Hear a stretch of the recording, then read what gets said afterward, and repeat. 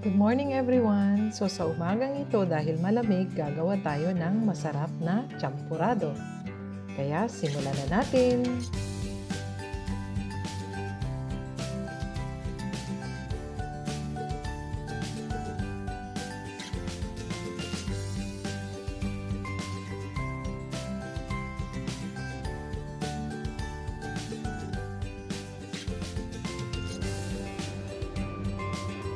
So, ito yung mga sangkap sa ating champorado. Ang ating napakasarap na champorado na gagawin natin ngayon dahil nag-crave ako.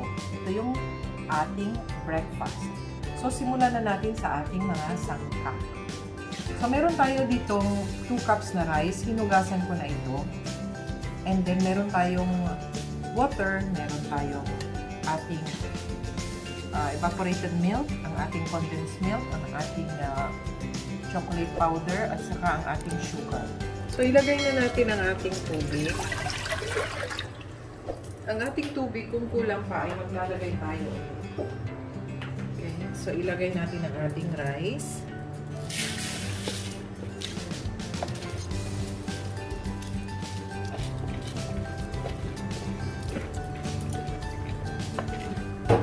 Lagyan pa natin ng tubig. Kasi kukulangin ang ating tubig mamaya hanggang sa lumambot ang ating rice. At saka takpan na. So, nagbo-boil na ang ating rice. So, hayaan muna natin siya mag-boil.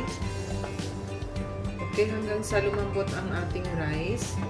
And then, hinaan natin ang apoy.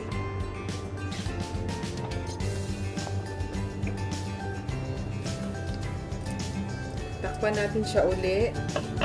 Hinaan lang natin ang apoy.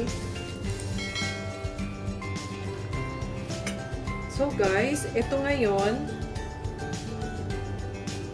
ilalagay ko ang ating sugar. Tapos i-mix natin. Ayan. Para mailagay natin ngayon sa ating lugaw.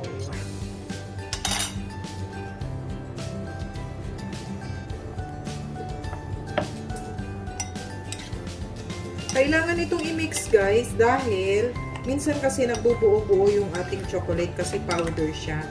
So ganito ang ginagawa ko. Wala naman akong original na cocoa.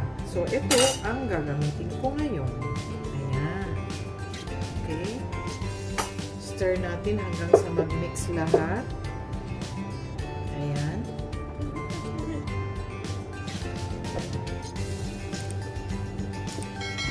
Haluin lang natin siya ng haluin hanggang sa magsama-sama lahat ang kanyang kulay. Tsokolating ang dating. Okay? Masarap ito sa malamig na panahon. Siyempre, lalo pa pag umuulan, ito yung mga pagkain na gusto-gusto nating kainin. Okay? Pwede rin itong pares sa tuyo. Yun ang mga ginagawa ng iba. Mas masarap daw kasi kumbaga, yung tamis at saka yung alat is magandang combination. So, ako naman, pwede rin ako sa tuyo, pero ang sa akin ay maliit lang, konti lang nilagay ko ngayon na sugar para kung may bibigyan man ako nito, kung sino man yung kakain, sila na ang maglalagay ng kanilang sugar. At pwede rin natin gamitan ito ng ating condensed milk. Ayan. Napakasarap na. At saka ang bango-bango. Ayan. So, ayan na. Nagbo-boil na naman siya after 3 minutes. So, pwede na nating hanguin ito at saka lagyan natin ang ating paboritong condensed milk o di kaya evaporated milk with, of course, sugar. Ating champorado, tingnan nyo naman, ang ganda-ganda. So, ngayon, naglagay ako sa 2 bowl. Itong isang bowl at saka itong isang bowl. So, maglalagay tayo ng ating condensed milk at saka yung isa naman ay lagyan natin ng ating evaporated milk. So, ito lagyan natin ng condensed milk. Ayan. So, ito, hindi na natin siya lalagyan ng sugar. Okay? At saka itong isa naman, lagyan natin ng ating nakasanayan na evaporated milk. Ngayon, yan ay lalagyan natin ng sugar. Kasi, ang sugar niya ay hindi pa tama. So, ayan. So, haluin na natin. Ayan.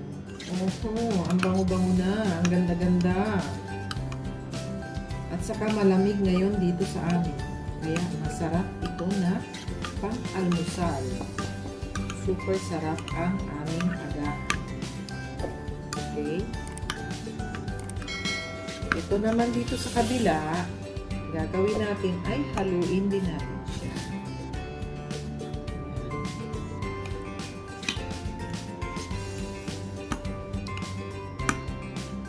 So guys, kung nagustuhan nyo ang video ito, pa-like naman and pa-share na din. And don't forget to subscribe to my channel. And comment down below for anything. Thank you for watching and God bless. Bye!